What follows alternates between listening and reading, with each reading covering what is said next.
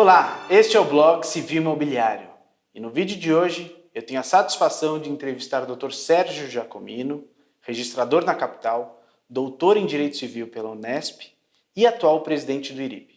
Dr. Sérgio, é um prazer recebê-lo para essa entrevista. Muito obrigado. A satisfação é minha de poder participar desse canal. E a ideia, Dr. Sérgio, era a gente tratar um pouquinho a respeito do sistema registral brasileiro.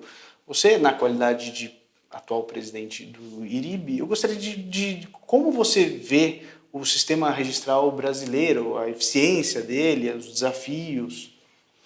O sistema registral brasileiro, ele cumpriu e cumpre muito bem a tarefa desde o século XIX. Basta pensar em milhões de contratos que foram celebrados no âmbito do sistema financeiro da habitação, por exemplo, que exigiam garantias reais, né? No caso, a hipoteca e as cessões de crédito que o sistema previa.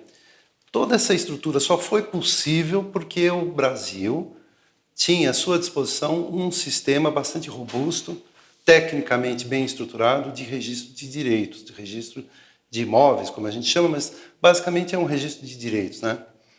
Então, ao longo do tempo, o registro de imóveis brasileiro desempenhou um papel muito importante no sentido de dar sustentação ao desenvolvimento econômico e social do país. Então, eu considero realmente que o sistema registral brasileiro é muito adequado às necessidades que nós temos na sociedade brasileira.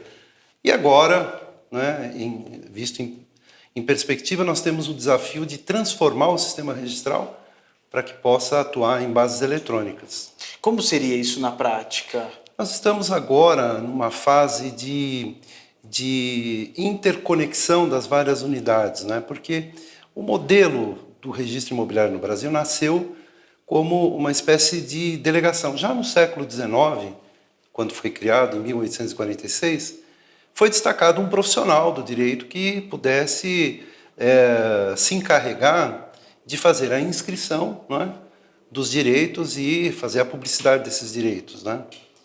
Mas esta delegação era individualizada. O registro de imóveis é no país, mas o exercício da atividade é, digamos assim, repartida. Então, em virtude dessas características históricas, não é, hoje nós nos vemos compelidos a fazer uma mudança infraestrutural que, na verdade, representa quase que uma mudança de paradigma, porque o registro que era atomizado, que era individualizado, que era inorgânico no sentido de não estar interconectado, agora passa por uma fase muito curiosa de o que eu tenho chamado de molecularização, ou seja, nós começamos a formar uma conexão ligando todas as unidades, preservando, contudo, o seu acervo, o acervo individual de cada unidade. Perfeito. E você vê hoje o brasileiro, ele tem realizado, naturalmente a gente vê novas figuras surgindo, como o direito real de laje, para uma necessidade, digamos, social, mas ainda assim, o brasileiro, ele tem o costume de realizar o registro, ou seja, o papel do cartório imobiliário tem atendido essa necessidade social de garantir a propriedade, as pessoas realizam o registro dos seus atos com frequência, ou você acha que ainda cabe um papel do registrador, talvez, de levar uma maior facilidade para que esses registros aconteçam? Na verdade, é a economia.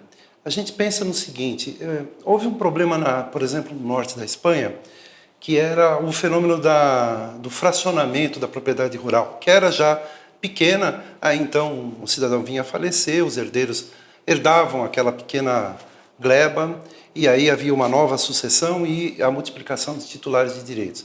Essas mutações jurídicas não eram levadas a registro. Certo. Não eram levadas a registro porque não havia um estímulo de caráter econômico. A partir do momento em que o financiamento para a atividade agrícola passou a exigir uma garantia de caráter real, aí então é que as pessoas se ocuparam do registro. Na verdade, a função do registro, ela é uma função favorecedora dos intercâmbios econômicos, porque ela empresta previsibilidade e garantia nas transações. Mas o homem comum do povo muitas vezes não tem noção de que este ativo econômico ingressando no sistema registral pode favorecê-lo economicamente. Então, nós vemos, e é muito comum, a existência de uma cadeia de direitos sendo formada à margem do registro.